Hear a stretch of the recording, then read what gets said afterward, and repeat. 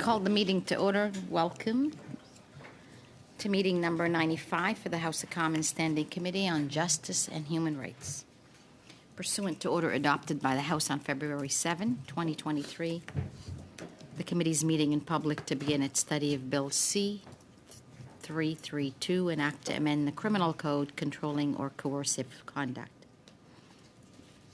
Today's meeting is taking place in a hybrid format pursuant to the House of Order of June 23rd, 2022. Members are attending in person in the room and remotely using the Zoom application.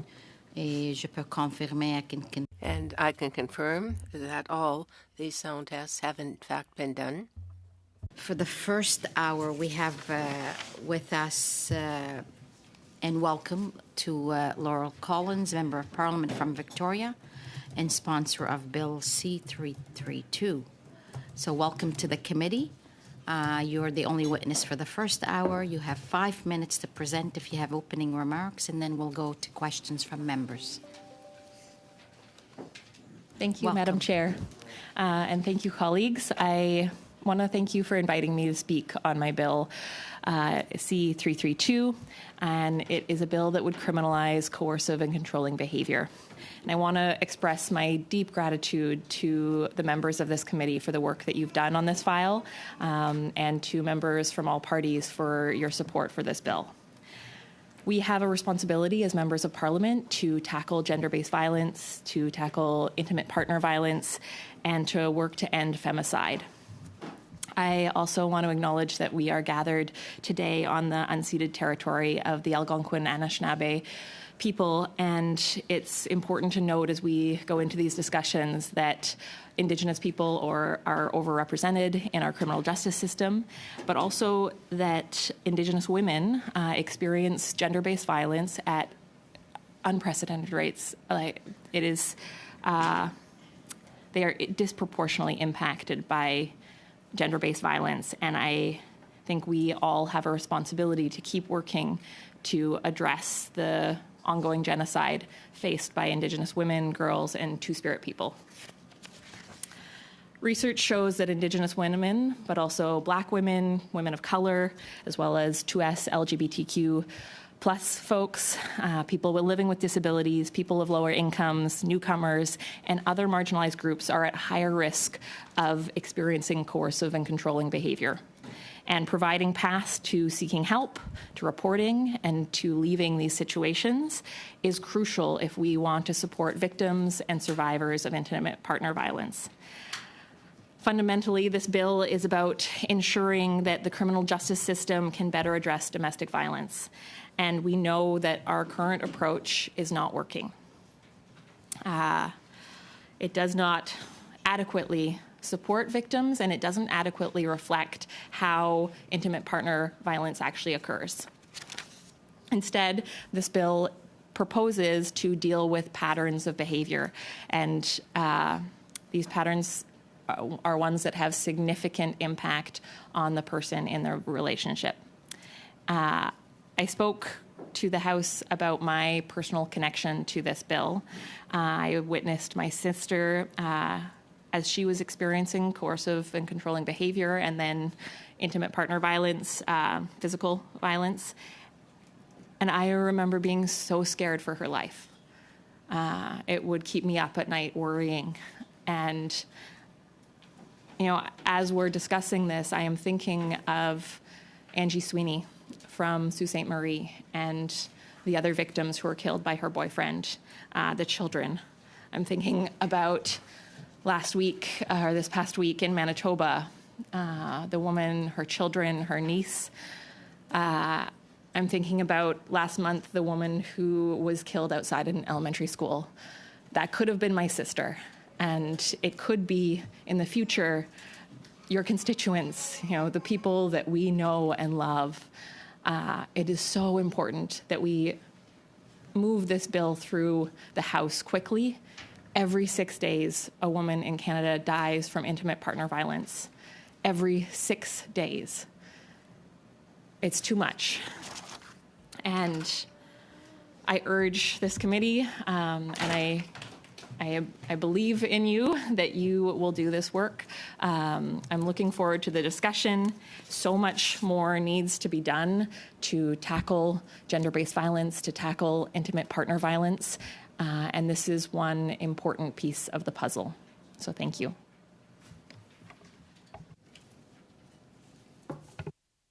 Thank you very much for your comments. We will now begin with our questioning, and for 6 minutes, we have Mr. Moore. Thank you, Madam Chair, and thank you for your appearance here at the Justice Committee, and congratulations on getting a private member's bill to this stage. That's something that doesn't happen every day, so we congratulate you on that. I want to ask a question on a couple things, but your bill applies to partners that are together, married, living together, dating, but also those that are former partners who've been separated for less than 2 years. And, we heard when we studied this issue about the particularly vulnerability when you're under the same roof, and how maybe there should be a time afterwards that this can come into effect. What is the origin of the 2 years? What informed that decision? Why not 1 year? Why not 3 years? Where did you land on the 2 years? Thanks for the question. And you'll notice that this is a change from previous iterations of the bill that my amazing colleague, Mr. Garrison, put forward. And it was hearing from frontline organizations that the most dangerous time often for people who are living or leaving these situations is that period when they are attempting to leave and afterwards. And we did go back and forth on how much time to put in and how to put this forward. We heard back from the kind of research that's been done around the UK bill that leaving out that time is a huge error. And so, I am also thinking about my personal experience. It was when my sister was leaving that I was most scared for her life. That was when the violence escalated. And we know, especially with people who share children, that there is a longer period of time where you are still entangled with your partner. And so we wanted to make sure there was an adequate time to cover that most dangerous time. Okay, thank you. And on the term dating partners,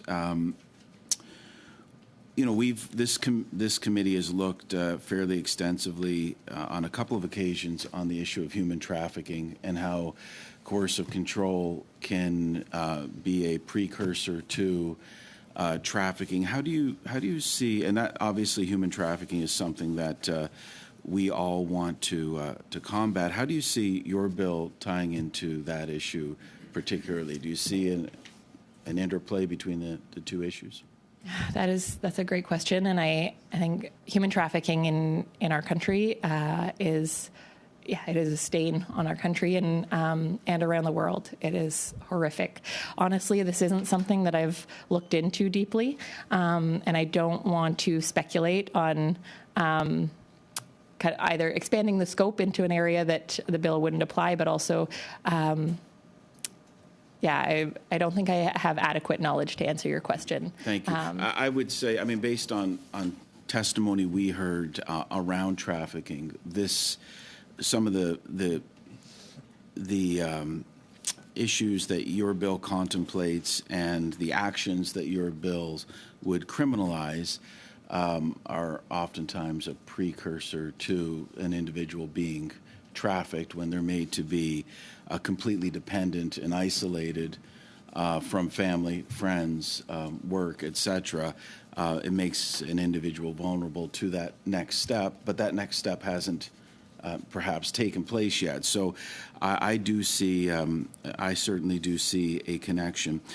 Have you considered, sometimes in divorce proceedings, things obviously get very messy, unfortunately, between couples. Do you see any issue around or possibility of a threat of this charge being weaponized in a divorce proceeding where maybe the issue is or is not there, maybe it isn't there, but a threat of, does this introduce a new mechanism to make those divorce proceedings even more adversarial? Do you see that at all?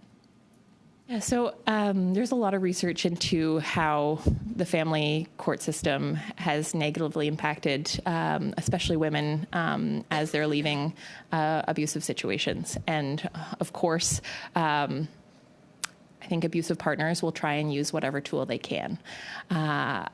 One of the kind of lessons learned that we've seen from the UK is that there is actually work that needs to be done when it comes to educating prosecutors, judges, et cetera. One of the research studies looked at specific cases and saw some examples of this being used after the UK did criminalize coercive control. But what they found was that the judges were, at least in the cases they were looking at, and it was a small sample size, but they were able to kind of tell the difference. And one example was that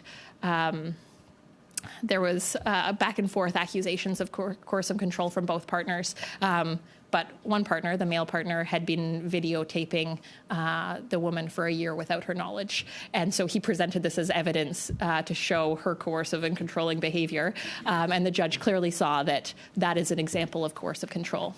And so was able to identify and kind of rule in the favor of the person who was the victim. And there were other examples in that case study showing people who brought forward accusations of coercive control and the rationale for denying that and kind of the ruling that it was being used as an attempt to continue to control the partner through those family court proceedings. And so I think it's really important that as we implement this, that people have the proper training, that not only judges and prosecutors, people in the criminal justice system, but also police officers are aware of this. One of the other studies showed that after station-wide training, arrests around coercive control went up 41%. And so it is really critical at every level that we educate our criminal justice system about how this works. Do I have time, or am I out of time? You are out of time. Out of time, okay. But we were Thank you. enjoying the responses, so thank you very much for that, for those responses. I will now go to Mr. Mendocino. Thank you, Madam Chair. Good morning, Ms. Collins, and thank you very much for putting forward this private members bill. And I want to take a moment to acknowledge your advocacy, especially in the light of your own sister's lived experiences and many other racialized women and Indigenous peoples who have been the victims of the kind of coercive control that I think that your bill attempts to address. So I do want to express my gratitude to you for this work, and it does indeed build on a prior study of this committee, as I think you alluded to, which was a report called The Shadow Pandemic, Stopping Coercive and Controlling Behavior in Intimate Relationships. And I think the title speaks to the need for raising awareness. So if nothing else, you are doing exactly that. I wanted to start by asking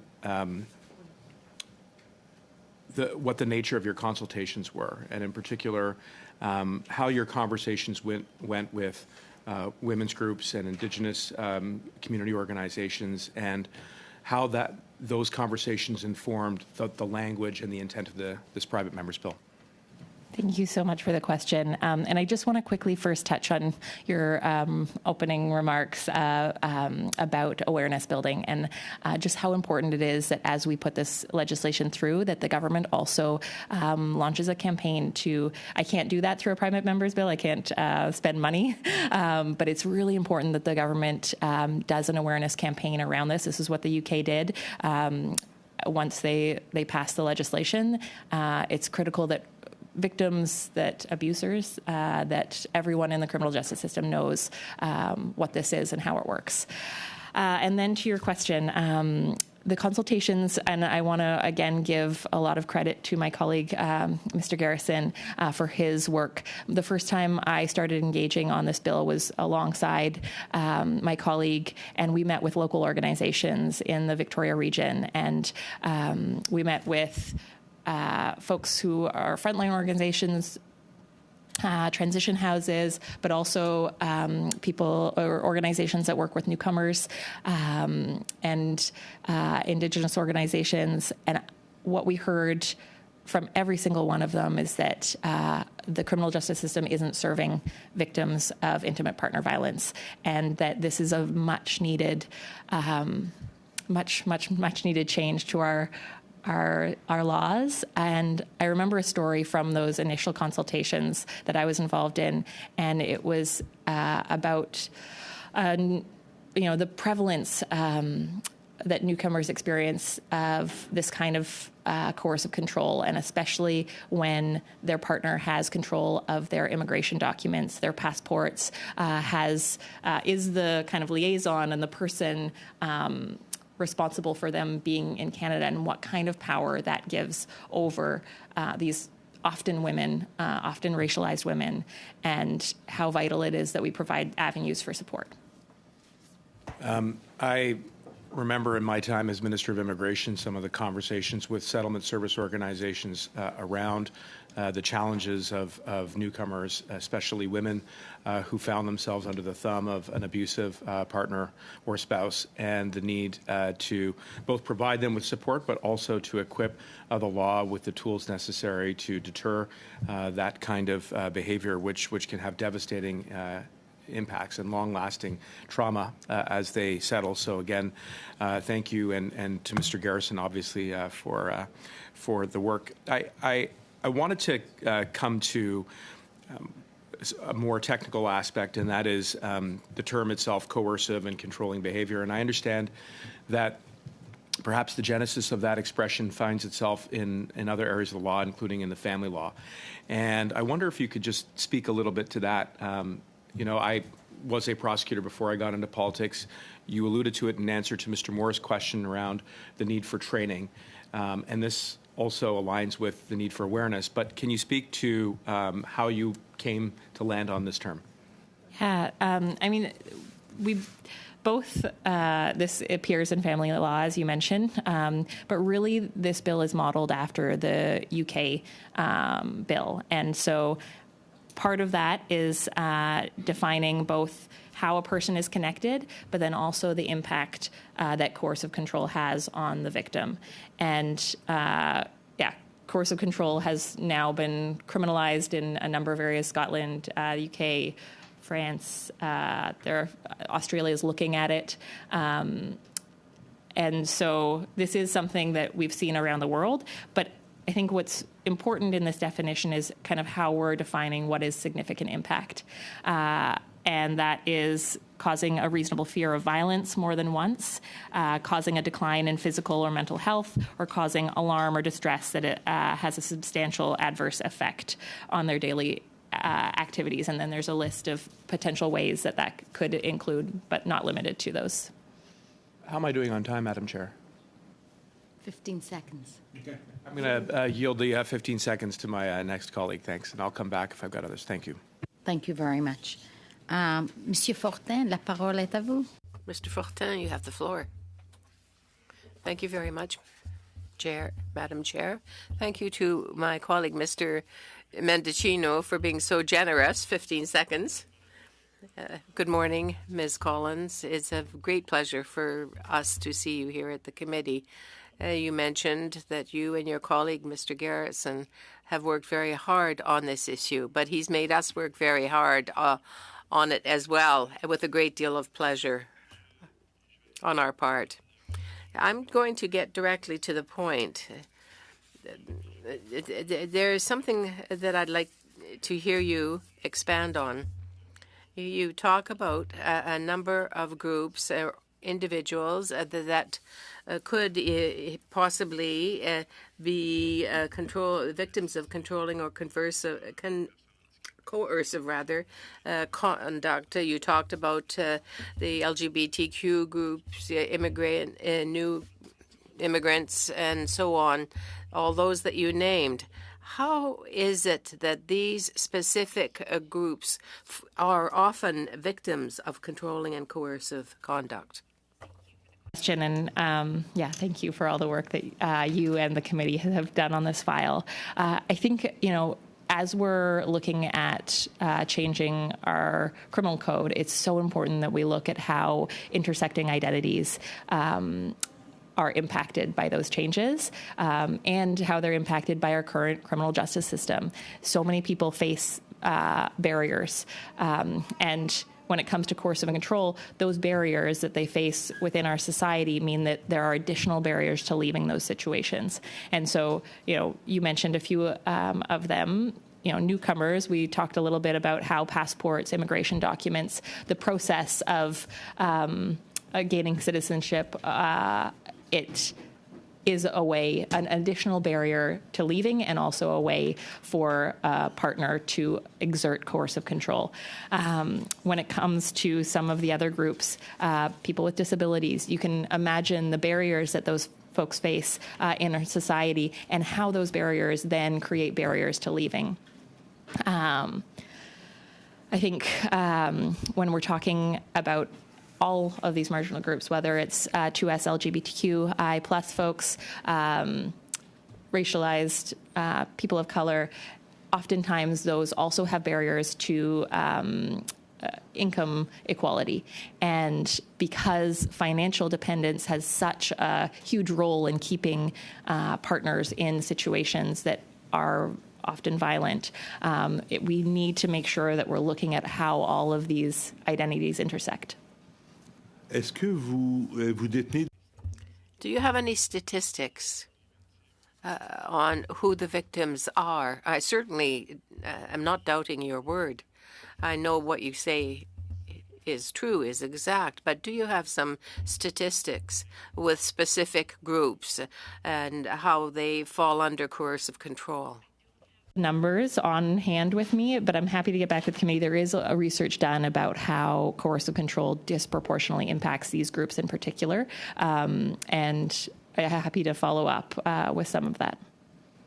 Merci, Madame Collins. Thank you, Ms. Collins. My second question now. The bill states that it is an offense that would occur repeatedly and would have a direct effect on the day-to-day life of the person. Well, I'm wondering about the scope that the definition that is in your bill would have. Would it be for several weeks where the person is away from the partner and then the situation is corrected and then they go back to the partner? Can you specify how this would work? For the question. And you'll see in the definition, when it comes to causing a reasonable fear of violence, it specifies more than once. So 2 or more times. The idea of repeated and continually, that was taken from the UK bill. And the idea is that these are patterns of behavior. And the lived experience of people experiencing them is that they are repeated instances, and that it's so important that we're looking at that kind of cumulative effect of intimate partner violence and coercive control, because that is how it's experienced, and that's often how it's reported as well. And they may look small in their individual instances, but the repeated nature of them, the continual nature of them, is part of what makes it so severe in terms of an impact on the individual. Donc 2 fois. So twice or more. Causing reasonable fear of violence. OK. Est-ce qu'il n'aurait pas été... Well, Do you feel that it is judicious to have a definition in the bill that speaks to a repetition? But should it perhaps be defined more precisely? This has been defined differently in different jurisdictions.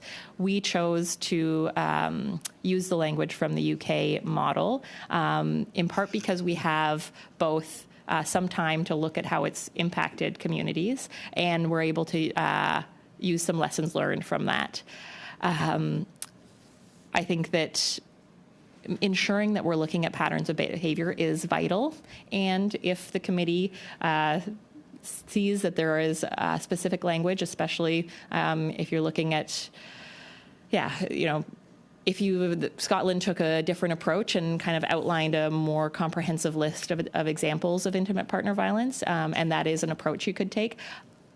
I would argue that we have a good model and we have some of the lessons learned here, and it is vital that we move this forward. Merci pour votre travail. Thank you so much for your work and for being with us this morning. Thank you, Mr. Fortin. I gave you about an extra minute. Okay, Mr. Garrison.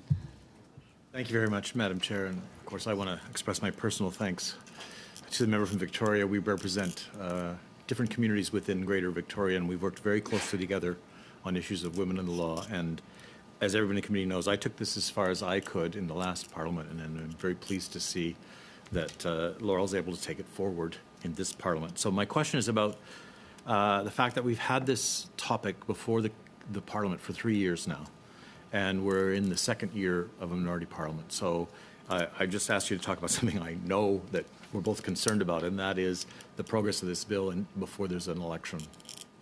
Thank you, and just thank you for your tireless work on this, for bringing this forward initially, for making sure the committee studied it in advance years ago, and for allowing me to work with you on this. It's been an absolute honor. And I am very worried that we will go to an election before this passes, and I am going to well up with tears, and it is because I know the impact. I spoke to someone last month whose daughter was killed, and he said, if this bill had been in place when my daughter was alive, she would still be alive. It is so vital that we pass this piece of legislation, and I just urge committee members to be aware of the uncertainty in minority parliaments, that please do everything you can to get this through committee back to the House so that we can send it to the Senate so that it has the best chance of passing. Thank you, Laurel. I too share that concern that things move expeditiously, especially on a bill which there's unanimous support among all parties. One of the things that I was asked, and I know you've been asked, is about, and Mr. Fortin asked about it, it's what's really the change in the criminal code. And one of the ways that you and I have both heard from people is the criminal code has provisions that deal with pieces of this, but the criminal code is incident-based, and it lacks the ability to grapple with a pattern. So I would like you to say some more about how you think inserting a pattern of behavior will improve the response. Yeah, thank you for the question. And it's something we've heard from frontline organizations, but I would say the most compelling pieces I've heard from survivors of intimate partner violence. This is how domestic abuse is experienced, and it is, while there is benefit to responding to an incident of physical violence that is, essential in our criminal justice system, it is not adequate to deal with what people are experiencing when it comes to intimate partner violence. I think because this is often a precursor to physical violence, and it is also the most common precursor to femicide, even in situations where no physical violence has occurred, we have an obligation to change our criminal code to better serve these victims. Yeah. And I know you've already said to us that, of course, it's a private member's bill. You can't oblige the government to spend money. But what we're doing here is creating a new tool. But I think both you and I, in meetings with all of those survivors, they say we need this tool, but we need a bunch of other things surrounding it. So even though you can't put them in your bill, could you talk a bit more about the associated services that we need to serve survivors? Thank you so much for the question, and this is absolutely vital, and it's something we've heard again and again and again, and we need support for victims who are going through the criminal justice system. We need funding for frontline organizations who are providing housing, supports. We need so much more to support the people who are experiencing intimate partner violence, and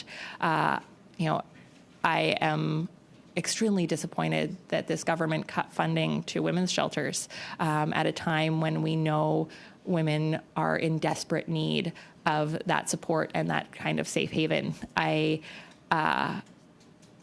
We also need to be spending money on the education and awareness building campaign around coercive control. I've said it many times that I want all women and girls to know that this behavior is unacceptable and that it's criminal.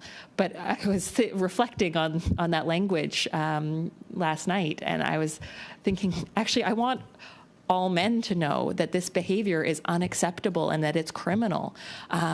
We all know someone, statistically, we all know someone who has experienced gender-based violence, who has experienced intimate partner violence. It also means we all know someone who has perpetrated it. It's so essential that we are doing the work and that this government is investing in the services and the campaigns that will actually protect victims. How much time? 15 seconds. 15 seconds, so I will pass along the 15 seconds. Thank you, Laura. Thank you very much, Mr. Garrison. Thank you, Ms. Collins. We will now go back to, or we will start our second round, Mr. Van Popta, and we've got 4 minutes. 4 minutes? Yes. Plus 15 seconds. Oh, hold on. Up here, 5 minutes. What's the Good, number? thank you. Thank you. Thank you, Ms. Collins, for being here with us. And A few seconds extra, that's okay. okay, good. I'll try to save 15 seconds. So thank you for being here, Ms. Collins, and congratulations on getting your private member's bill this far. And we're wishing you the best in prosecuting it all the way through Parliament. Mr. Mendocino made reference to another study that this committee had done. The report coming out of that study was the Shadow Pandemic, Stopping Coercive and Controlling Behavior in Intimate Relationships. One of the recommendations was that the government was a recommendation concerning, and I'm quoting here from recommendation number 2, concerning the drafting of government legislation regarding a coercive and controlling behavior offense in the Criminal Code, considering Bill 247 as possible language. And I believe that was the earlier version from Mr. Garrison. Do you have any comments on why the government has not proceeded with this, making it a government bill, expediting it through the whole process, but leaving it to you, yet another person bringing forward a private member's bill? Thanks for the question, and I have been trying to be completely generous in my comments, and I do feel frustration. I do feel frustration that the government has not done this. It's been 2 years since the Justice Committee recommended that coercive control be criminalized, but we also had the ombudsman person recommend to the government to criminalize coercive control. Every 6 days, a woman dies from intimate partner violence. If you think about that, of course, this will not prevent every act of femicide, but it will make a difference. And I am extremely disappointed that the government has not done this on their own. I am honored to work with my colleague, Mr. Garrison, to bring this forward, but government bills go faster through the House. This could have been done 2 years ago. It needs to be done now. but a government bill could also include those things that would provide the funding for frontline organizations, for victims who are going through the criminal justice system. It could provide the funding for the awareness campaign that is required if this is going to be successful. I wish that this government had have done this already. Thank you. As in all criminal law matters, it's one thing to create a new law or to define it, a new law, a new offense, as you are doing with your bill, calling it controlling and coercive behavior. But it's another to actually prosecute the crime, and that's often where the difficulty is. Now, my colleague Mr. Moore raised an example coming out of our study on human trafficking. My question is not about human trafficking, but only about the difficulty in prosecuting relationship issues. We had Ms. Holly Wood from an organization called Brave Education give testimony, and she was talking about a young woman who was in a relationship, and I just want to quote a sentence or two. She said, as a 19-year-old girl, she was trafficked by a man she loved and who she thought was her boyfriend. She had a relationship with her trafficker. He trafficked her in 5 cities across Canada. After years of being trafficked, she learned what trafficking was. That it was, in fact, against the law. She learned that in fact, she had been trafficked. She complained. She pressed charges. She went to trial. But at trial, when she saw this man, she realized that she was still in love with him and refused to give testimony. Over to you. Thank you for the question, and it's so deeply saddening hearing those stories. I think, gender-based violence is so insidious, and human trafficking is so horrific. I think we can learn some lessons from other jurisdictions. One is around the support we give to survivors and victims while they're going through this process. But another is ensuring that our criminal justice system can prosecute these cases.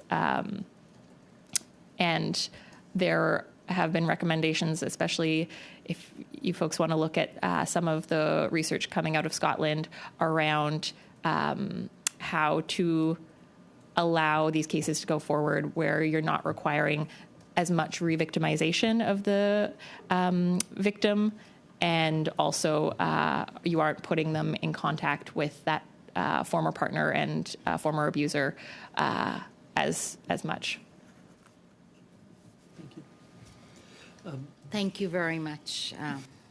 I said you can have a few extra seconds, and it was great. Thank you so much. We will now go to Madame Brière, s'il vous plaît, pour 5 minutes. 5 minutes, Madame Brière. Thank you, Madam Chair, and thank you so much for being with us this morning, and thanks to both of you for the work that you have done on this bill. Clearly, as a woman, as women together, we understand how important this is to eradicate violence that is done to women. In Quebec, 2,700 women have access to women's shelters. That's with outcounting the 900 or so children that are also in shelters. And you have parallel services like consulting, where the government in Quebec is very active. Of dating partners, why don't you refer to the definition of common law partner already in the criminal code at Article 2? Thank you for the question. And one of the things that we had heard back from frontline organizations is that there are situations where dating partners may not be in a common law situation. People who are engaged to be married who aren't actually dating in the traditional sense or the common our cultural understanding of dating. There are arranged marriages. There are kind of a wide spectrum of what can fall under dating partners, and so we wanted to make sure that it was broad enough to include those situations. Thank you. And have you considered including children there may even be an aggravating factor for children under 18. Yeah, I think, I think the committee and the government should look into how we best protect children. I think the scope of this bill is really trying to address intimate partner violence, and that, of course, has an impact on children under 18. And there's a lot of research out there how children are impacted by, even when they aren't on the receiving end of the coercive control or the physical violence, how witnessing it impacts them.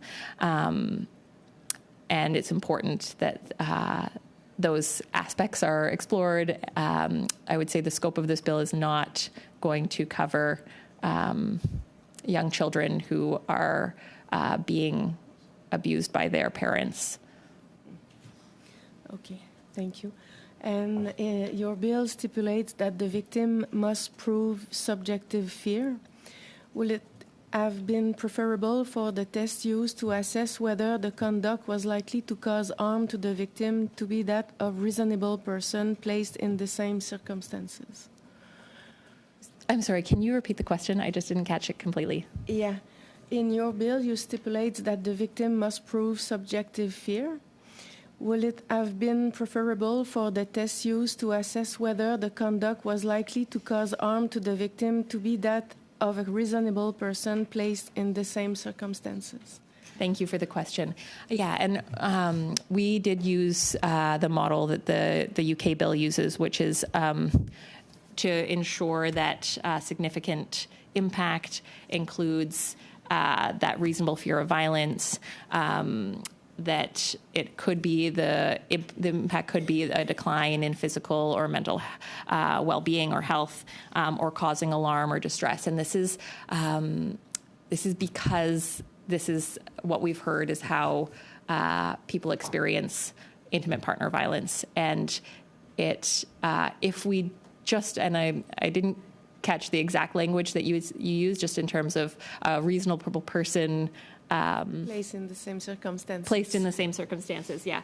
I think it's critical that we kind of have a broad enough definition that we are actually both acknowledging the impact of intimate partner violence and coercive control on victims, but that we're not excluding some of the ways that this impacts them, and that there that this will kind of be developed in case law, and that if we narrow that definition, we run the risk of excluding instances of coercive control, patterns of coercive control, and leaving out some victims from that definition. Don't you think there's a risk of re-victimization, re-traumatization? I do think there's going to be a risk of re-traumatization in any time that we have victims entering into our criminal justice system. And right now our criminal justice system is flawed. It doesn't support victims and survivors adequately. And so any time that we have people in these situations, I believe there is a risk of that. And I do hope that the government tackles this as a whole when it comes to sexualized violence, when it comes to intimate partner violence, when it comes to parents engaged in family court proceedings. All of these, we need to make sure that we are better supporting the people in our criminal justice system. Thank you. Merci. Monsieur Fortin, pour deux. Mr. Fortin, you have 2.5 minutes. Thank you very much, Chair. In 2.5 minutes, I'm going to direct my attention to a more simple question. The 5-year sentence, punishment, for someone who is found guilty of this type of behavior would be facing a 5-year prison term. But we do know elsewhere it can go up to 14 years. And in our criminal code, there are all kinds of offenses that can be related to coercive control. Now, could you speak to your thought about this? How did you reach the decision of 5 years rather than 10, 14, or more years? Just based off of kind of best practices from other jurisdictions. I do know that Scotland has higher prison terms, and as you mentioned, there are often other criminal offenses that go along with coercive control that could potentially have people in jail for longer.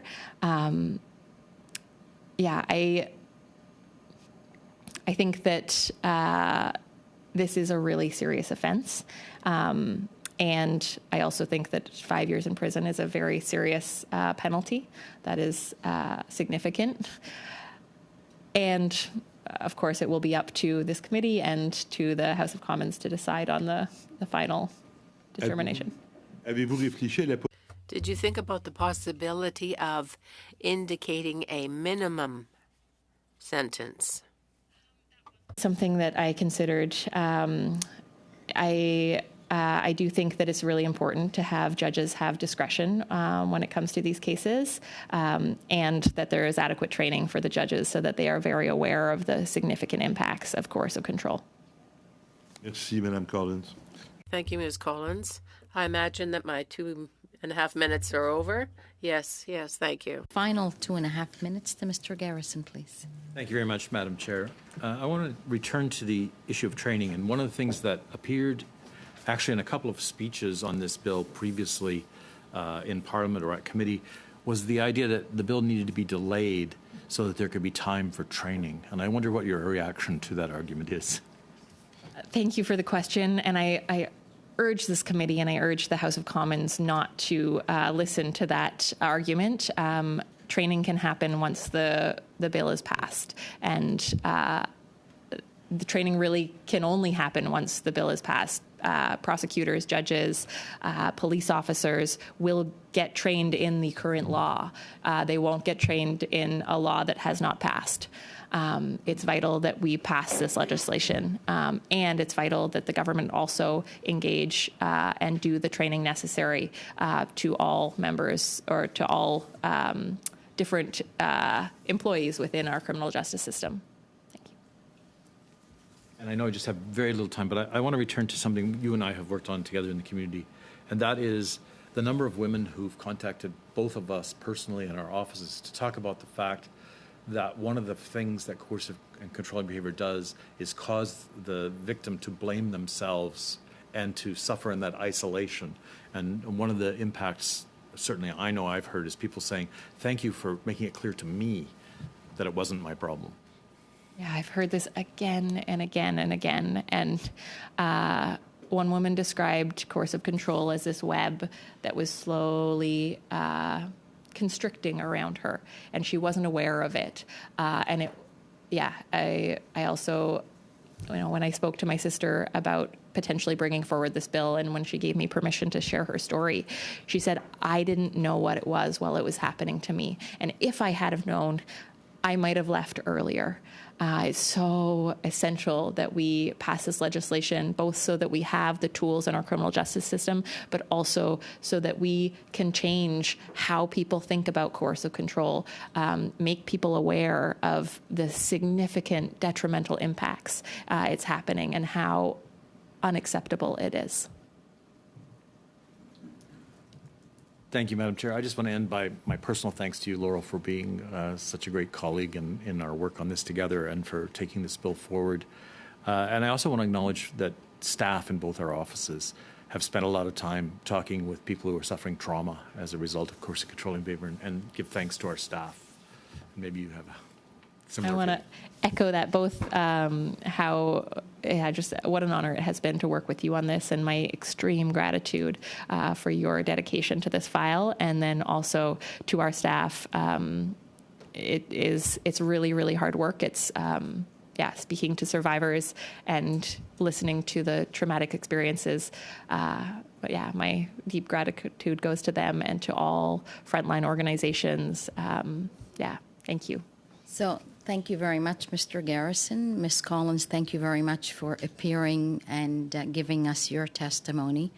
I was going to ask if you wanted to end with anything, what would you tell this committee and the public? But I believe you've answered that with Mr. Garrison's last question. Maybe just quickly to express my deep gratitude to survivors. I've had so many one-on-one conversations with survivors of intimate partner violence, and it is their courage, their willingness to share their stories, even though that often that comes with a lot of risk and a lot of danger, that their courage is inspiring, and that we have a responsibility to do justice to the work that they've done. So thank you. Thank you very much.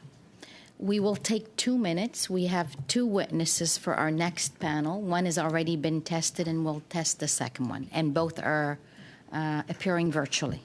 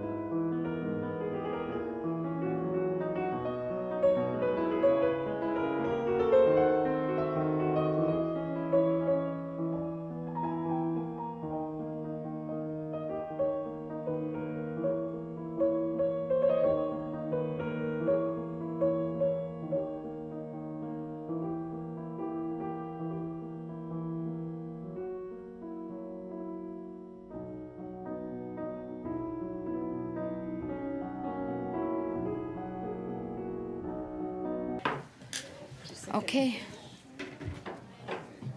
Alors, nous sommes de retour. We're back. An hour. Nous avons parmi nous maintenant We now are welcoming 2 witnesses by video conference. à titre personnel, Carmen Gill. As an individual, Carmen Gill, professor from the Department of Sociology, University of New Brunswick, and also Jess Domestic Violence Prevention Society, Andrea Silverstone, Directrice Générale. Bienvenue à Andrea Silverstone, Director General. Welcome to you both. You have 5 minutes. votre présentation et ils seront suivis par des questions de membres de comité. Then follow it with committee members. I will ask Madame Gill to please start with your 5 minutes. Thank you, Madam Chair, and thank you to the members of the committee for inviting me to participate in this meeting on Bill C-332. I recognize and respectfully acknowledge that I'm speaking from the unsurrendered and unceded traditional land of the Wolastoqey in New Brunswick. So my research focuses on the police response to IPV and especially on coercive control. And as such, I have conducted surveys with police officers on their perception of IPV and coercive control in New Brunswick, but as well across Canada. So I have been able to hear a lot about how they view this particular issue and the lack of response from different parts of the country. We know that intimate partner violence is multidimensional in nature and encompasses numerous forms of violence. IPV is unfortunately seen as a one-time event, and we're failing to address the complexity of the issue involving repetitive tactics used by the abuser, which will include exploitation, manipulation, isolation, the micro-regulation of daily life, otherwise known as coercive control. Violent behavior does not necessarily involve physical violence or a single incident, but we really need to focus on the repeated and continuous patterns of behavior that occurs over a lengthy period of time. Regardless of when the violence starts and what it looks like, it is the abuser's way of maintaining control over his partner. Since the Canadian criminal justice system primarily places evidence on physical violence, the first responders are to find evidence of such violence. Consequently, there is a neglect to question the context of the abuse and the harm caused within the situation, which result in coercive control being unaddressed or dismissed. It is almost impossible for a police officer to recognize the deprivation of rights to freedom, the obstruction of liberty, and the dynamic of power and control when they are intervening. The recognition of coercive control as an offense would finally be a recognition that power and control over an intimate partner is a crime against the person. This would allow those caught in abusive relationship to report when they are experiencing abuse, even if it's not physical violence. Increasing the ability of the criminal justice system to respond to the pattern of violence of non-physical form will lead police response to be less incident-focused and reduce the misidentification of victim survivor as a primary aggressor. Too often, victims of violence will not seek help because they believe that what they're experiencing is not serious enough. However, when they do, they are not taken seriously as it is difficult to determine how violence is occurring. It is important to reinforce women's safety, and it requires the state to assume responsibility for responding to coercive control, which we are failing to address currently.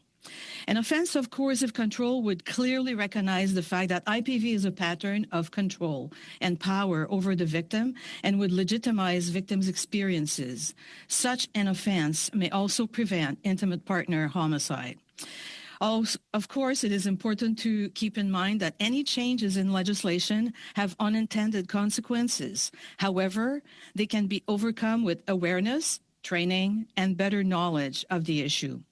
Considering the impact of the potential coercive control offense, it is imperative that its adoption and implementation should be done in conjunction with the development of, for instance, risk assessment and training for especially frontline responder like police officers who are responsible to make the determination of IPV as a crime. And of course, the entire judicial actors should be more aware of this particular issue.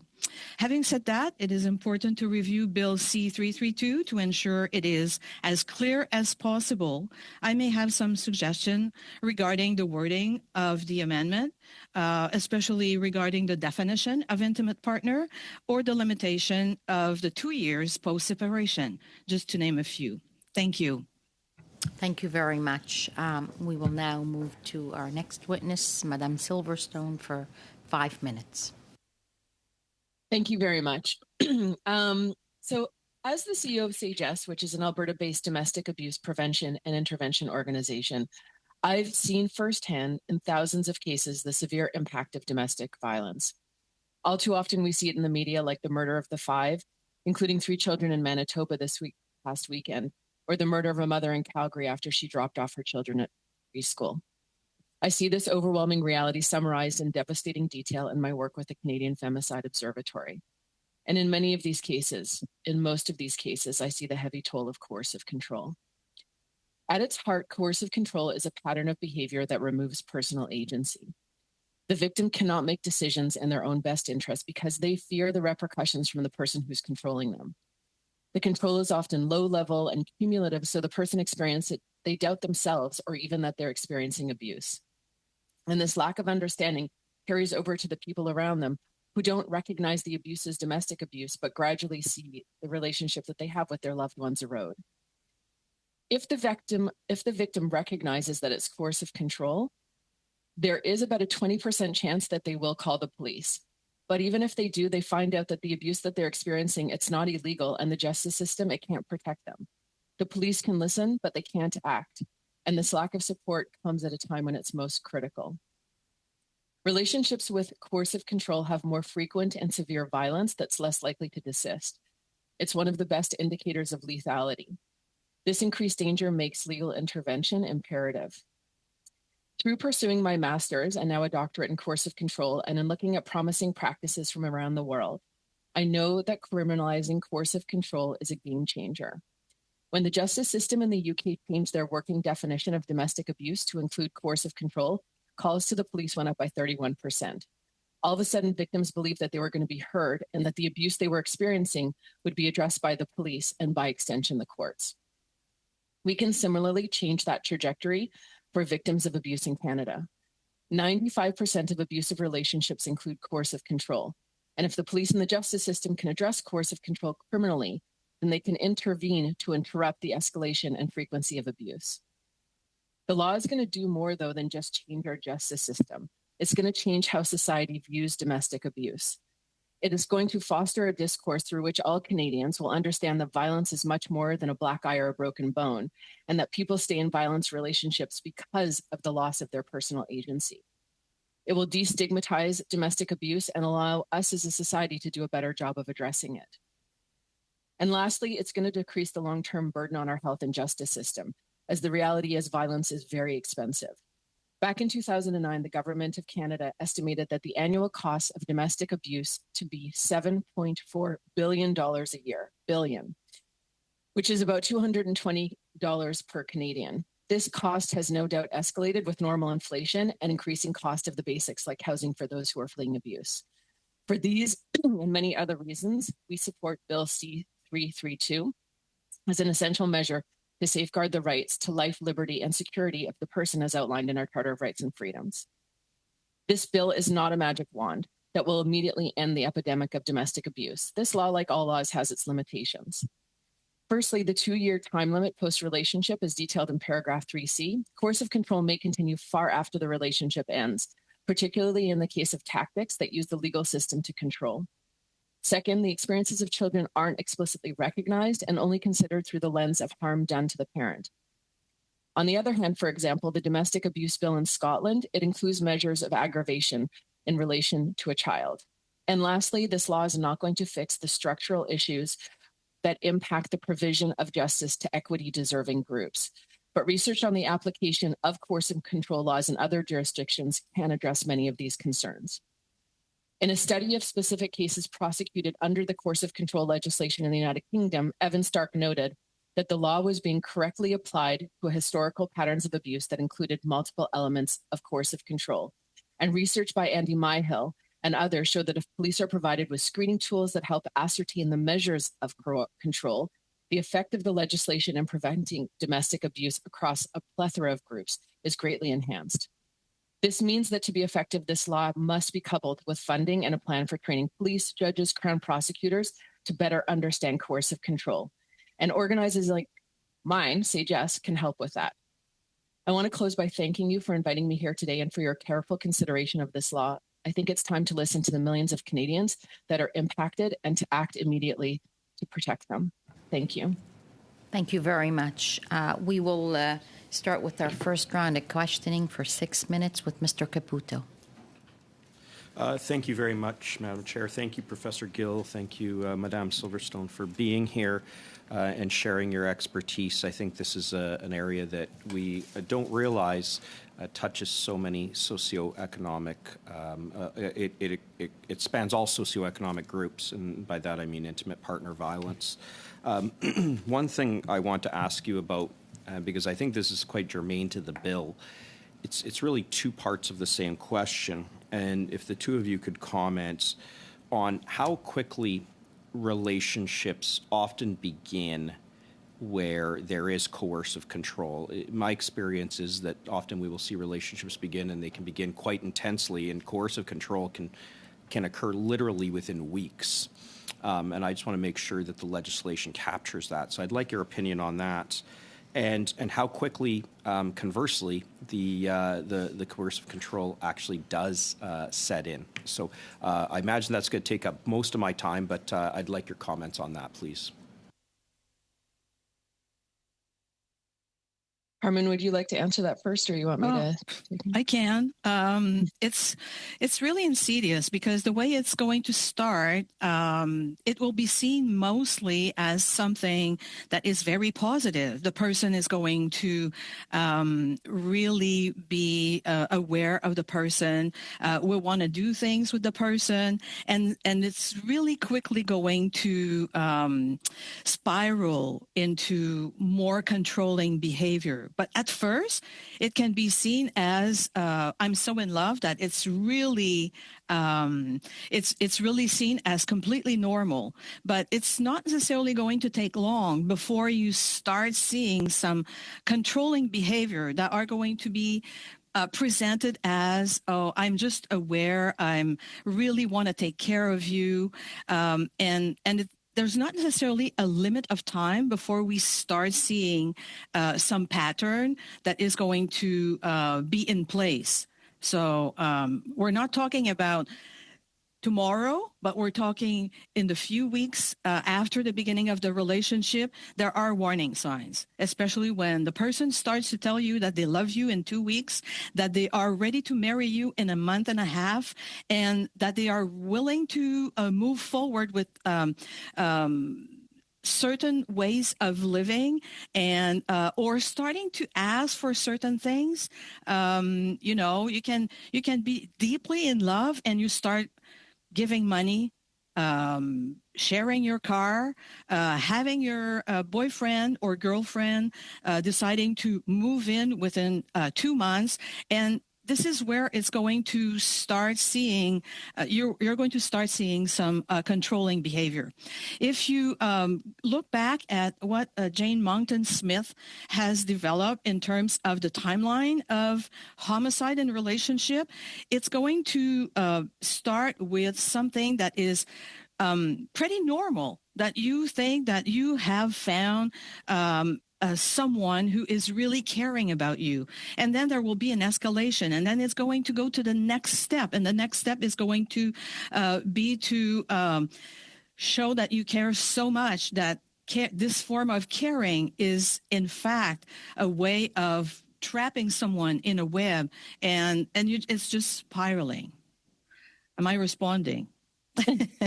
I just want to add the experience of some of the clients that we've worked with to that, just as an example. As Carmen was talking, I was reflecting on a client that we had who talked about how the first time that she went out for dinner with her, who ended up being her husband, but the first time she went out, he said to her, maybe you want to order this. And then the next time they went out, he ordered for her. And then the time after that, he told her exactly what she should eat and what she should wear. And then the time after that, when she got into the car, he made her go back and change.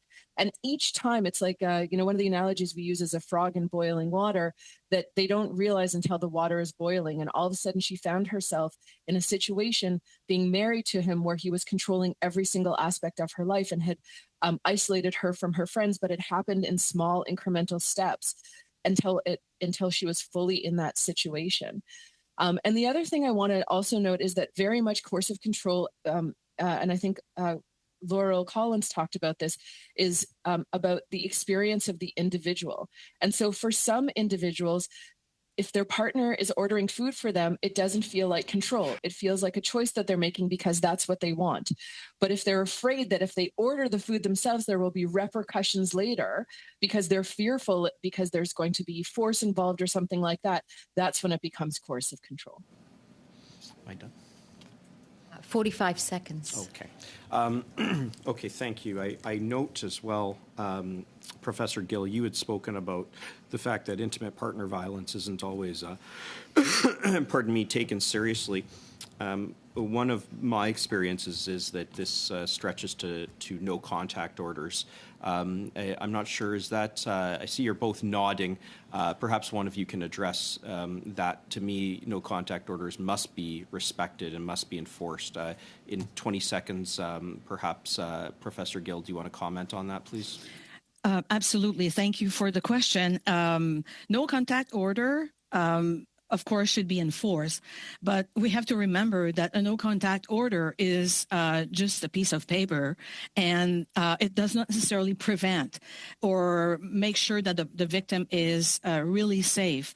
But at least there is a trace that there's something from the criminal justice system that tells that the person should not be in contact with that person. However, we need to respond very quickly when the person decides to breach the no contact order. And it has to be taken very seriously. For that, I will now go to Mr. Housefather for questioning. Thank you very much, Madam Chair. Thank you very much, Ms. Gill and Ms. Silverstone, for being before us today. I want to concentrate perhaps on amendments that you would propose to the legislation. And I'd like to start by the definition of who would be covered by the legislation under Section 3. Basically, in order to be covered by the legislation as I see it, you need to be either current spouses, common law partners, or dating partners. And dating partners is confined to people who've agreed to marry each other. Otherwise, you have to live in the same household. So if you've been dating for a period of 5 years, 7 years, and you don't live in the same household and you haven't agreed to marry each other, you may very well have, coercive control issues, but you're not, as I see it, covered under this legislation. I'm wondering if each of you could comment on that and maybe suggest whether you think that's sufficient or not.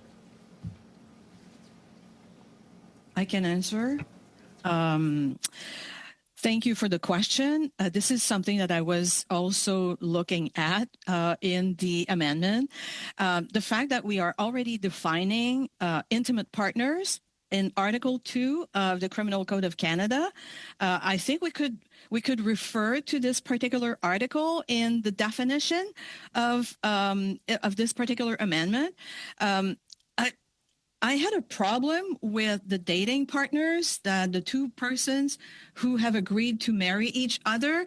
I find that this is a little bit backwards because people are not necessarily going to get married. They are dating, they are in relationship, and more often we are seeing people that are dating that are not living together. And this is the almost the new norm, right? People are not getting married, and I will speak about Quebec because a lot of people in Quebec are not getting married. So dating is a little bit it's a little bit awkward to me. And opening the door to dating partners could open the door to other forms of partnership.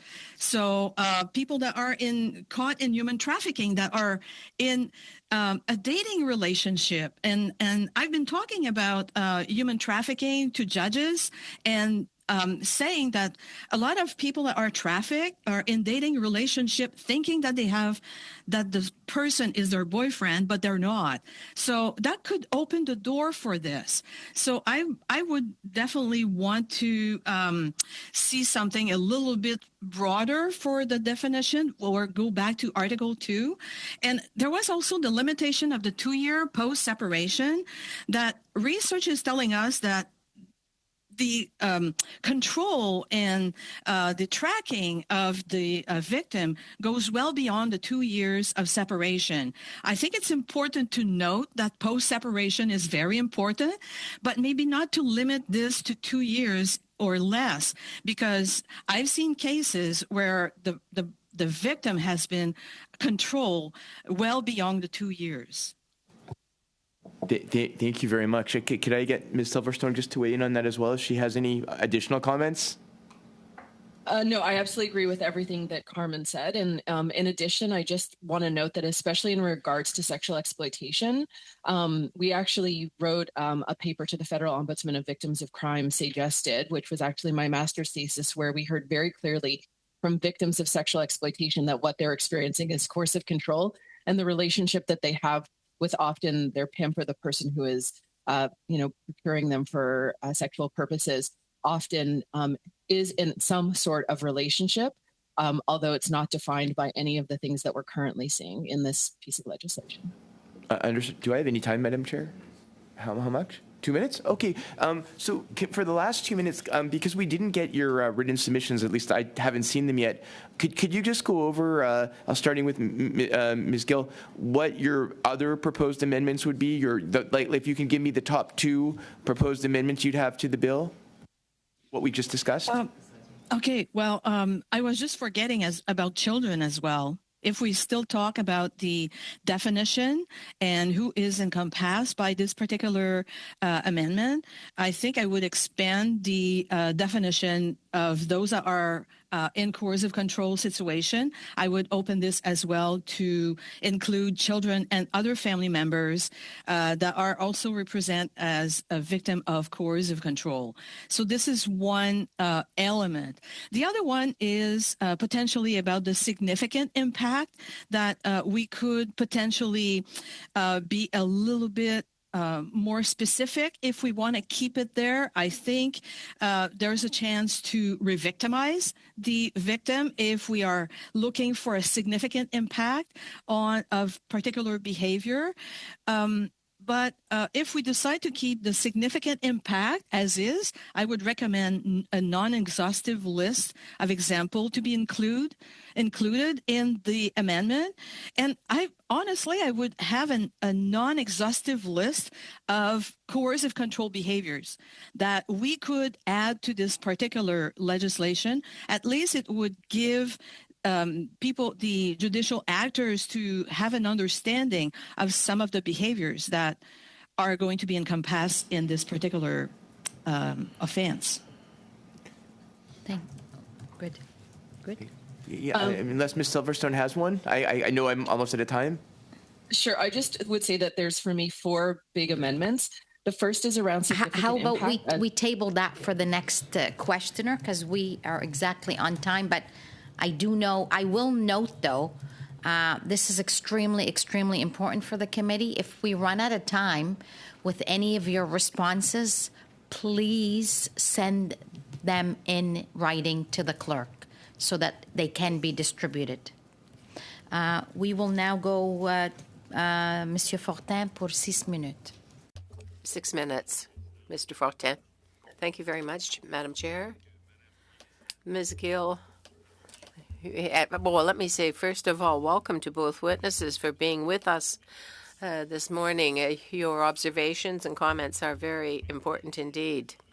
Ms. Gill, you spoke about including children amongst victims. I thought about that, and then I started wondering how that could apply to a child where the child misbehaves and is told, you go to your room.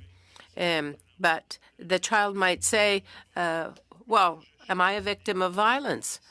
You might say to me, I'm going a bit far.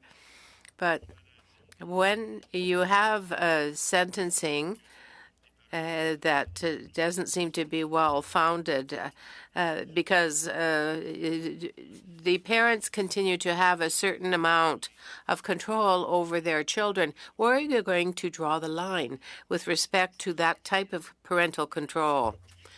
This is excellent as a question, and it can be very problematic. The children as victims are generally victims at the same time that the mother is. They are victims of control. They will be controlled like the mother by her partner. I wouldn't really think that I could envisage children as victims in terms of coercive control, but it is within the framework of the relationship that the parents have between the two of them. Generally speaking, it's not affected by intimate partner violence, but they sense, children sense, and that they are being abused, and in terms of control by the abuser. They will understand that they are in a situation where it's better to just walk the line. But don't you think that's important in a sense? Is it not normal and useful for parents to have a certain level of control over their children? Well, of course, they have to have a level of control over their children. It's not a matter of discipline here that we are referring to. Rather, we're talking about excessive control, where people wouldn't have the possibility of controlling their own activities, daily activities. And children are part of that. Thank you, Ms. Gill. I understand that you would agree with me if I say that it's difficult to draw the line. And let's hope that we can apply wisdom to where the line goes. There's something to that. I think that one of the areas that we do see a lot of coercive control in relation to children and in relation to intimate partner violence is in the realm of parental alienation. And I think that when the law has been applied in Scotland, which does have provisions for children in particular, it's usually being applied in circumstances where there is parental alienation, and that's being used as one of the mechanisms of coercive control against the other party, but then also ends up being used as a mechanism of coercive control against the child. Merci, Madame Silverstone. Thank you, Ms. Silverstone. I don't want to be impolite, but I only have 2 minutes left, and I do have another question that I would ask both of you. In Clause 5 in the bill, somebody who is charged with an offense under subsection 1, if the accused was acting in the best interests of the person towards whom the conduct was directed. Say, if there is an accusation made against someone, that person who's being accused could say, I really felt that I was acting in the best interests of my spouse or whoever. I understand what you have said, but if the accused sincerely believes that he or she has behaved in the best interests of the victim, so would Clause 5 then continue to stand? Could they not use that because you are objectively accusing me of unacceptable behavior? Would that be a criminal act, an indictable offense? If they reply very quickly, I really didn't intend any harm. So to both of you, can you comment on this possibility? Well, it's certainly complex. It is a line of defense that refers to the inability of the victim. Say if they were demented or they had a certain they were just being initially affected by dementia, they would be vulnerable in terms of their relationship with their intimate partner, and that would be seen that way in the eyes of the law. It's not necessarily to put in the text a line of defense, but it should be noted that the accused could always reply that they felt that their actions were reasonable in the situation. I don't know if I still have time, but I would like to hear Ms. Silverstone. Thank you. Mr. Garrison for 6 minutes. I'm trying not to cut the witnesses off, and so if it's a few seconds, not minutes, I'm letting it go, but we'll watch it as we get closer to our deadline. So, Mr. Garrison, please. Thank you very much, Madam Chair, and I'd like to start by thanking both our witnesses for their previous appearances and for the help they gave us in preparing the original report that this committee did 2 years ago on coercive control. So it's not just today, but these two witnesses have been very valuable to the committee all along, and so my thanks for them being with us again today on short notice. I want to give Ms. Silverstone a chance to talk about the changes that she thinks should be made in the bill through amendments that Mr. Housefather led up to. So let me start with that. Oh, thank you very much. So I just wanted to say that for us, there's sort of 4 key amendments that we think need to be included. The first is the type of relationship. We think it would be very valuable for Canada to have a piece of legislation around coercive control that also encompasses victims of sexual exploitation, especially because there's often intersection between victims of sexual exploitation and intimate partner violence. The other is around the length of the relationship. We know that long after a relationship ends, especially if there are children involved, there's a risk of coercive control being continuous. And of course, the inclusion of the children, and I talked a little bit about that, especially in regards to parental alienation, and of course, the significant impact. And so for us, those are the 4 pieces. I think one of the things we really do appreciate about the bill is the reasonableness clause, which I think answers questions of if the person says, I'm acting in your best interest. Thank you very much. There have been lots of comments about the need for training and the need for awareness.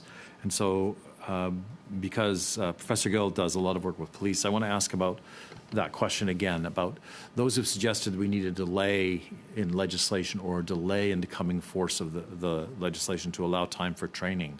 I wonder what your comments would be, Professor Gill.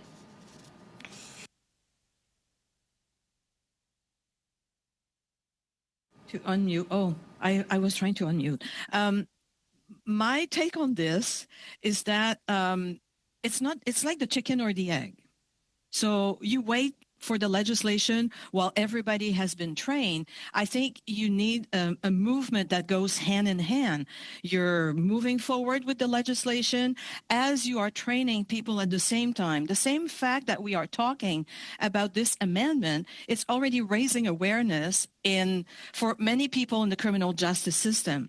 I'm asked to speak to judges I've been asked to speak to judges for the last 3 years about this because they want to know more about how they can see this in the courtroom. I'm working with the police because they say we want to be ready. Even if it's criminalized, whether it's not criminalized, we want to be able to better understand the complexity of this issue. So for me, it's not one or the other. It goes all together. Thank you very much. In your introductory remarks, Professor Gill, you made reference to dealing with unintended consequences of moving forward with coercive control. And we've heard at the same time, while there's a higher likelihood of marginalized women being victims of coercive controlling behavior.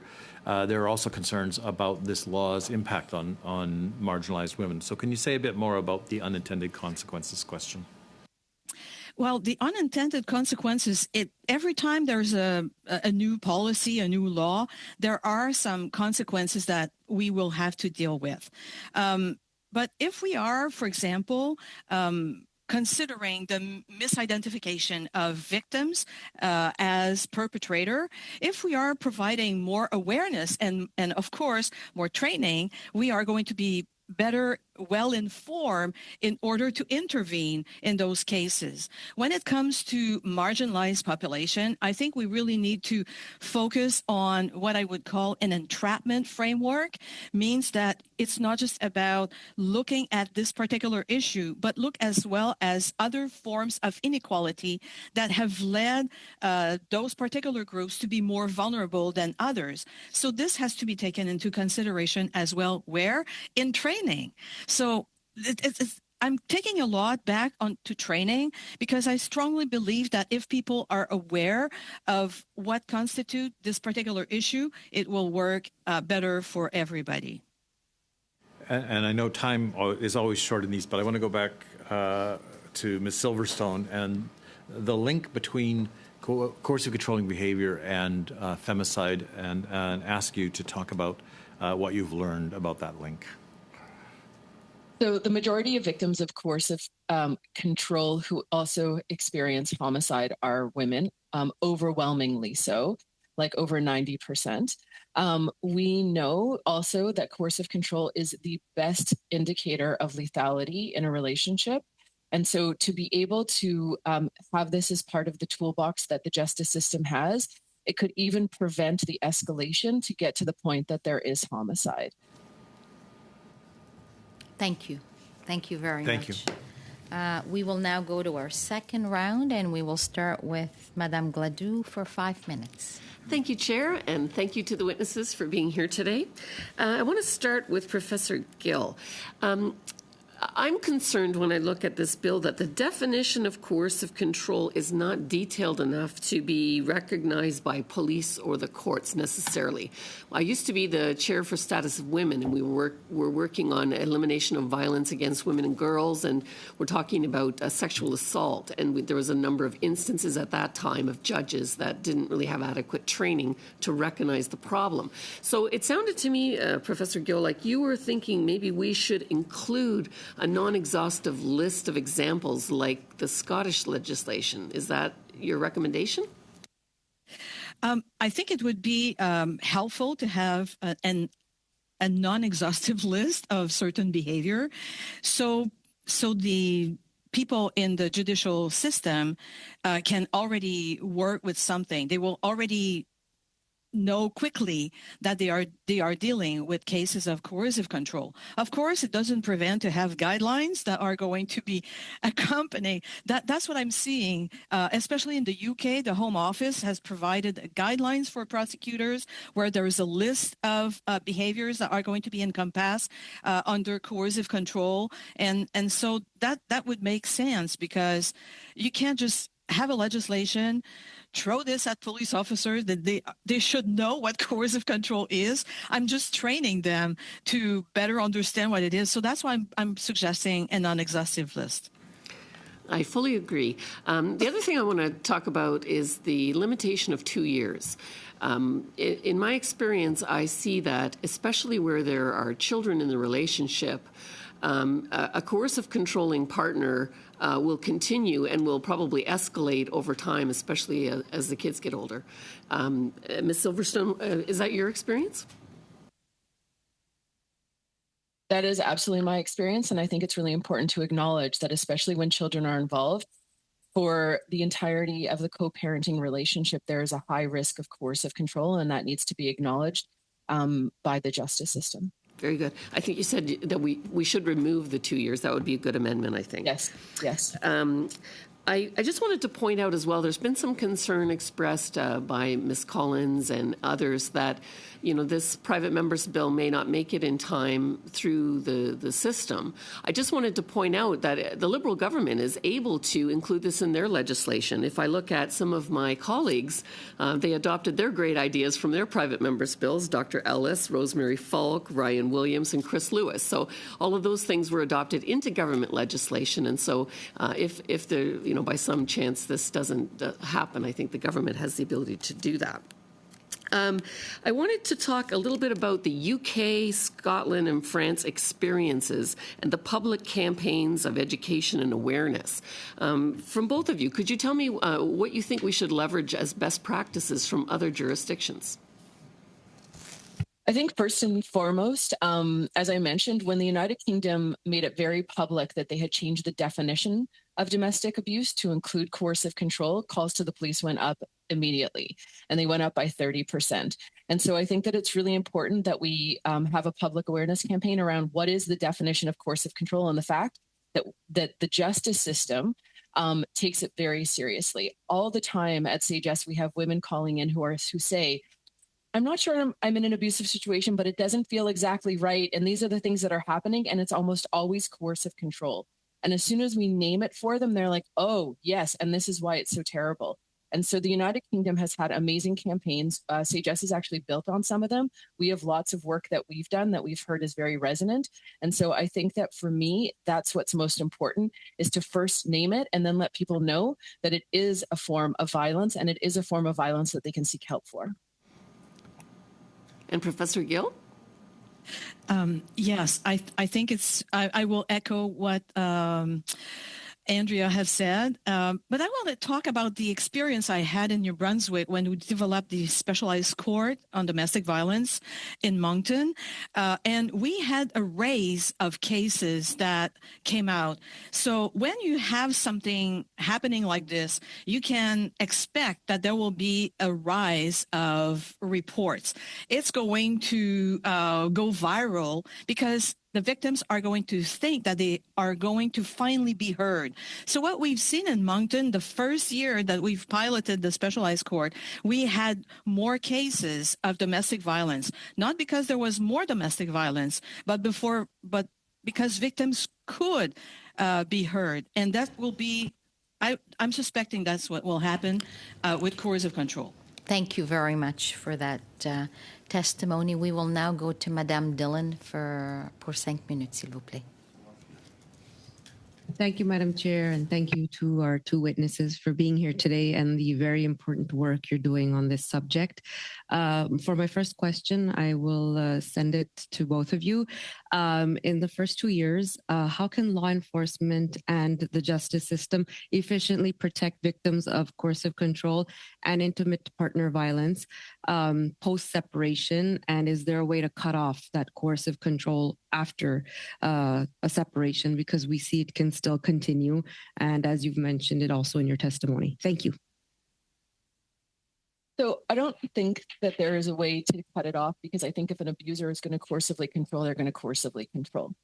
I think that for me, one of the cases actually that I think is very relevant right now is the case that recently happened in Calgary, where there was emergency protection and no protection orders in place, and it had been breached numerous times, and he eventually did kill his partner.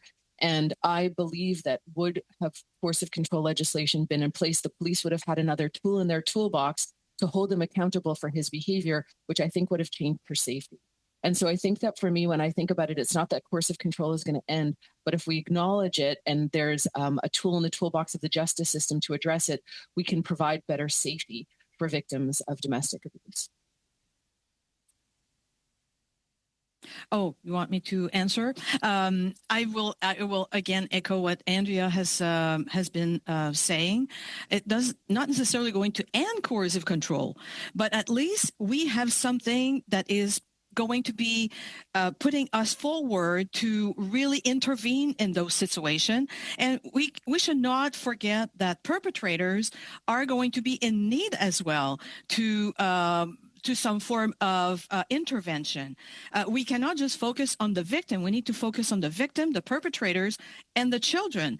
And of course, it's a societal issue. So once we start talking about this publicly, it's going to raise awareness to everyone. And of course, the police are going to have a tremendous role in recognizing and determining that this is an intimate partner violence situation that they're dealing with. Thank you so much to the both of you. The definition of coercive control, you spoke about that, both of you, the witnesses and the person, the MP presenting the bill.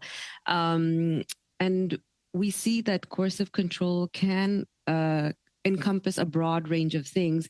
Would this also include abuse towards the complainant's pet? Or, you know, we spoke about children towards their pet and other extended family members. And I see Madame Gill is smiling, so I'll let you answer first, and then Ms. Silverstone as well. Absolutely. It involves as well the abuse of the animal that lives in the home. I've seen cases where the partner has killed the dog, and that was his way of telling his partner that she could be next. So there is an issue with when you start seeing that there's abuse towards pets. It's generally a red flag telling us that if it goes towards the pets, it can go towards the partner. So thank you for this this question. I think the strength of the coercive control definition is that it recognizes that part of the perpetration of domestic abuse is that it takes one of the things that is most precious to the individual and then uses it as a mechanism to enforce domination and control. And so that could be anything from a pet to a bank account, to a home, or whatever it is that is most precious to that individual, their standing in terms of their profession. Or in the case of, for example, 2S LGBTQ being outed if they're not already out. So there are so many various ways, and I think that the strength of coercive control as a definition versus other definitions that we've used is that it recognizes that. Thank you so much, Ms. Silverstone. Actually, I was going to ask about this, and I'm happy I have a few minutes, I guess, about the LGBTQ part of it as well. When it comes to coercive control, same-sex couples, how do they go ahead and report coercive control? How would this affect them and make life better for them as well? Thank you. So one of the things I want to begin by saying is that we know that some statistics say that domestic abuse is even higher, at rates higher in cases of 2S LGBTQ families for reasons of homophobia, heterosexism, and barriers to accessing services. And part of what coercive control does is it removes, I think, a lot of those binaries that very often other ways that we look at domestic abuse falls into, and recognizes that, again, it's all about the experience of the individual. And so therefore, I think it actually opens it up to equity-seeking groups, including 2S LGBTQ individuals, being more likely to be able to access supports and services. So thank you for that. We will now go for 2.5 minutes to Monsieur Fortin, and après, Mr. Garrison. Merci, Madame la Présidente. Thank you, Madam Chair. Ms. Gill and Ms. Silverstone, there is an issue here that concerns me. Ms. Gill, you said that in New Brunswick there was a special court for family violence, spousal violence, and that the complaints increased when this court was set up. And I can understand that victims were probably telling themselves they had a better chance of being heard and listened to with this new court. In the bill, we talk about repeated and continuous controlling conduct. So it's not just one incident. It's not just one aggressive act with one's fist or a weapon, a knife or whatever. Here we're talking about continued victimization. I would like to hear you explain how this will function? Who will say, listen, for 2 years now, I've been suffering. The first year, my spouse took charge of my bank account, and then he stalked me the following year several times. My fear is that it will be difficult. Is it not a fear for you? And I would like to hear you. My fear is that it might be difficult to report. What is the infraction? What is the crime that is going to be looked at more carefully? L'infraction. The crime itself won't necessarily be one element. It will be a series of behaviors. And how will we determine whether or not it's controlling or coercive? We will have to be able to question the victims to really establish the type of controlling behavior we want to respond to. I don't think that there will be issues with that, problems with it. As a matter of fact, I've seen several cases, several situations where women called the police because they were afraid for their life. And when the police responded, there wasn't a specific crime, a specific incident. So the police was not able to define or determine why the person called upon police services. It's important to know what led the person to call the police. So we will have to question issues pertaining to the entire situation, and the study will have to be much broader. We're not talking about slapping someone or hitting someone once. We're talking about someone who will be terrorized over the course of 2 weeks, 2 months, or several years. That is still not being considered as a crime. That's the problem for me. Thank you very much. Thank you, Madame Gill. And again, I remind the witnesses, if there's anything that you would like to submit to us in writing that you felt would be beneficial, please do. Mr. Garrison. Thank you very much, Madam Chair. I think committee knows well that I got involved in this at the beginning of the pandemic when I was doing my regular call around to social service agencies and the police. They all reported a spike in calls for assistance at the beginning of the pandemic. And probably, Ms. Silverstone, you may be best placed to talk about, there seems to be a presumption that that spike would have gone away with the decline of pandemic restrictions. And I want to know what your organization has found, whether this spike has disappeared or the high rates have continued. The spike, thank you very much for that question. And so the spike has not disappeared at all. We know that pretty much across Canada that rates of domestic abuse went up by about 30% during the pandemic, and the rates have not gone down. And we also know from past incidents like this, or past, crises in society, like the wildfires that were in Alberta, that when the numbers go up, they actually don't go down. And if they do go down, it takes 10 to 15 years. And I suspect that in regards to COVID, because it was a whole society issue, that we're not going to see the numbers go down again. And we are in an epidemic of domestic abuse in Canada right now. And Professor Gill, I assume you found the same thing? Of course, during the pandemic, I spoke a lot about coercive control on the media. And so I had a number of calls from victims. And when we talk about IPV, it does not decrease because of the end of the pandemic. It pretty much increases. Okay, and I know we're just about out of time in this session and my time, so I'm going to give just about 30 seconds to each of you to bring up any of the last remarks you'd like to make to the committee at this point, starting with Ms. Silverstone. So I think I would like to begin by saying that no law is perfect, and all that this law would be is another tool in the toolbox of the justice system in Canada to be able to address issues of domestic abuse in our society. I think that it is imperative that we pass a law like this as soon as possible. I believe that training can happen at the same time that the law is being passed. And I think already police and the justice system are asking for this. They mostly so don't need to be trained about coercive control. They might just need to be trained about how to use a law like this. We are overdue. We are behind other jurisdictions that have gender-based violence plans.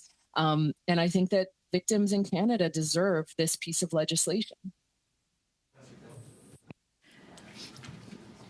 So I think I will echo what Andrea just said, but I want to remind you about the change of legislation in 1983 about sexual assault, when we went from rape to sexual assault. This particular legislation changed completely our way of viewing sexual violence. I think a legislation like this one could have the potential to change our way of viewing the complexity of intimate partner violence. So I want to leave you with this note, because I do clearly remember all the debate about the rape law versus sexual assault, and we're doing better with the sexual assault law than we were before. So same thing with coercive control. Thank you very much to both of you.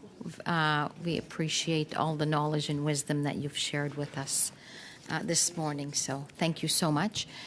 For the members on the committee, reminder that the deadline is tomorrow for you to submit names of witnesses that you would like to appear on this study. So tomorrow's the deadline. The clerk on Monday will submit to all of you on the committee the names that have been submitted by everyone. And then a reminder that next week is a constituency week. We will return the following week with Monday and Thursday, 2 more days on this study. So with those few words, I will say have a wonderful day and happy Canada Flag Day today. Merci beaucoup tout le monde. Thank you very much, everyone. Flag Day, which is January